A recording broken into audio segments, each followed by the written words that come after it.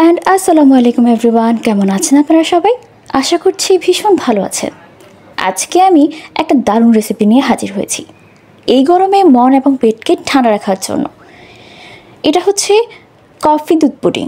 প্রথমে একটা সসপ্যানের মধ্যে বেশ হাফ লিটার পরিমাণ পানি দিয়ে নেওয়া হয়েছে, তারপর 1 টেবিল চামচ পরিমাণ কফি দেওয়া হয়েছে। এই চামচটা মূলত একটুখানি বড়, তাই আপনারা ভাববেন না যে এই চামচের পরিমাণে দেওয়া হয়েছে কিন্তু 1 টেবিল চামচ পরিমাণ। তারপর পানির সাথে কফিটাকে কিন্তু ভালো করে মিক্স করে নেওয়া হচ্ছে একদম প্রপারলি, যাতে করে একদম কোনো প্রকার দানাদার না থাকে, মানে দলা পাকিয়ে না থাকে, তার জন্য একদম প্রপারলি মিক্সড করতে হবে। তারপর এর মাঝখানে একটুখানি গরম হয়ে আসলেই চিনি দিয়ে দেওয়া হয়েছে। চিনিটা আমরা আমাদের পরিমাণ মতো নিয়েছি, যেহেতু আমরা খুব বেশি তেতো খাবো না, তাই আমরা চিনিটাকে বেশ 2 টেবিল চামচ পরিমাণ, মানে যেই চামচটা দেখতে পাচ্ছেন তার পরিমাণে দেড় চামচ হবে। আর এমনিতে হচ্ছে 2 চামচ পরিমাণ, 2 টেবিল চামচ পরিমাণই চিনি দেওয়া হয়েছে। অনেকে আছেন যারা কফিটা খুব পছন্দ করেন, মানে কফি যে তিতা ভাবটা থাকে সেটা পছন্দ করেন, তারা চাইলে চিনিটা একটুখানি কম দিতে পারেন।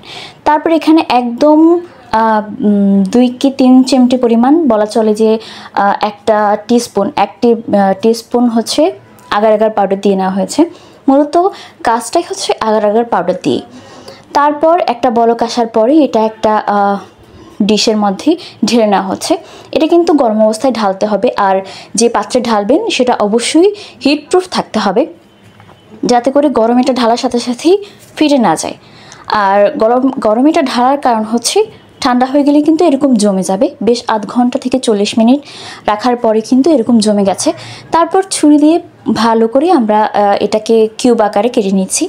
আপনারা চাইলে আপনাদের ইচ্ছে অনুযায়ী কাটতে পারেন, কেউ চাইলে বড় কাটতে পারেন, কেউ চাইলে একদম ছোট ছোট কাটতে পারেন। আমরা একদম ছোট সাইজের কিউব আকারে কেটে নিয়েছি। এই ব্যাপারটা এতটা স্যাটিসফাইং, এত ভালো লাগে যখন কাটা হয়, এটা দেখতেও ভালো লাগে, প্লাস যে কাটছে তার কাছে কিন্তু খুব ভালো লাগে। এই প্রসেসিংটা আমার কাছে সবচেয়ে বেশি পছন্দের, মানে পুরোটা কাজের মধ্যে। এবার ভালো করে পুডিংটাকে কেটে নেওয়ার পালা। কেটে নিয়ে কিন্তু এটাকে বেশ কিছুক্ষণ রেস্টে রাখতে হবে। আর বাহিরে যেহেতু একটুখানি বৃষ্টি হচ্ছে ঢাকায়, তাই ব্যাকগ্রাউন্ড নয়েজ একটুখানি পেতে পারেন, তার জন্য দুঃখিত। এই তো সবগুলো কাটা হয়ে গেছে। ছুরি দিয়ে একটুখানি দেখিয়ে দিচ্ছে যে কীরকম সাইজের হয়েছে আর কতটা সফট হয়েছে। একদমই কিন্তু সফট একটা টেক্সচার এসেছে, আর একদমই ভেঙে যাচ্ছে না কিন্তু। গরম এটার সাথে সাথে ঢেলে দেওয়ার পরপরই কিন্তু এরকম হয়ে যাবে। আর হচ্ছে আপনারা যখন ঢালবেন তখন যাতে ভেতরে কোনো বাবলস ক্রিয়েট না হয়, বাবলস ক্রিয়েট হলে কিন্তু এগুলো ভেঙে যাবে। বাবলস যাতে ক্রিয়েট না হয় সেই চেষ্টা করবে। তারপর একই সসপ্যানে হচ্ছে 1.5 লিটার পরিমাণ দুধ নিয়ে নেওয়া হয়েছে। তারপর দুধটাকে ভালো করে গরম করতে হবে। গরম করার পরে এখানে পরিমাণ মতো দুধের মধ্যে চিনি দিয়ে দেওয়া হবে। যেহেতু আমরা একটুখানি মিষ্টি পছন্দ করি, তাই চিনিটা একটু বেশি। আপনারা যদি মিষ্টিটা কম পছন্দ করেন চিনিটা কমও দিতে পারেন। বেশ যে চামচটা দেখতে পাচ্ছেন সেই চামচে পুরো 1 চামচ চিনি দিয়ে নেওয়া হয়েছে। এবার ভালো করে চিনিটাকে মেশানো হবে। যেহেতু চিনিটা গড়ার পর একটুখানি পানি পানি হয়, তাই হচ্ছে 2-3টা বলক পর্যন্ত অপেক্ষা করতে হবে। বলকটা আসার পরে কিন্তু আগার আগার পাউডারটা দেওয়া হবে। মূলত কফি দুধ দুটোতে কিন্তু আগার আগার পাউডার ইউজ করা হয়েছে। সেম পরিমাণেই কফিতে যত পরিমাণ আগার আগার পাউডার ইউজ করা হয়েছে, দুধে কিন্তু সেই পরিমাণ আগার আগার পাউডারই ইউজ করা হয়েছে, 1 চা চামচ পরিমাণ। তারপর ভালো করে আগার আগার পাউডারটাকে দুধের সাথে মিশিয়ে নিতে হবে, যাতে কোনো ভিতরে বাবলস না থাকে আর দলা দলা হয়ে না যায়। তারপর সেই কফি, মানে কিউব করে কেটে রাখা কফির উপরে কিন্তু দুধটাকে ঢেলে দেওয়া হবে। দেখতে পাচ্ছেন আগার আগার পাউডারের জন্য কিন্তু এটা অনেকটা হচ্ছে ঘন হয়ে গেছে দুধটা। তারপর হালকা করে একটুখানি নাড়া দিয়ে কিন্তু এটাকে রেস্টে রাখতে হবে। খুব বেশি নাড়া যাবে না, তাতে করে ভেতরে অনেকটা বাবলস ক্রিয়েট হয়ে যাবে।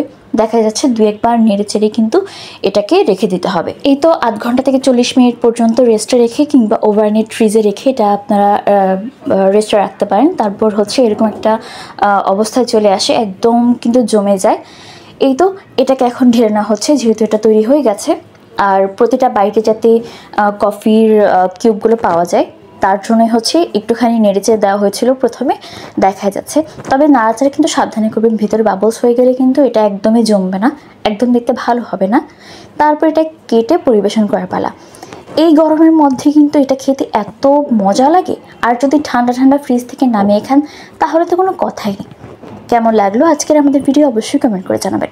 এই হচ্ছে আমাদের কফি মিল্ক পুডিং, খেতে যেমন মজা তেমনই কলিজা ঠান্ডা করার মতো একটা রেসিপি। ভিডিওটি ভালো লেগে থাকলে লাইক, কমেন্ট অ্যান্ড শেয়ার করতে ভুলবেন না। আজকের মতো এই পর্যন্তই। টাটা, বাই বাই, আল্লাহ হাফেজ।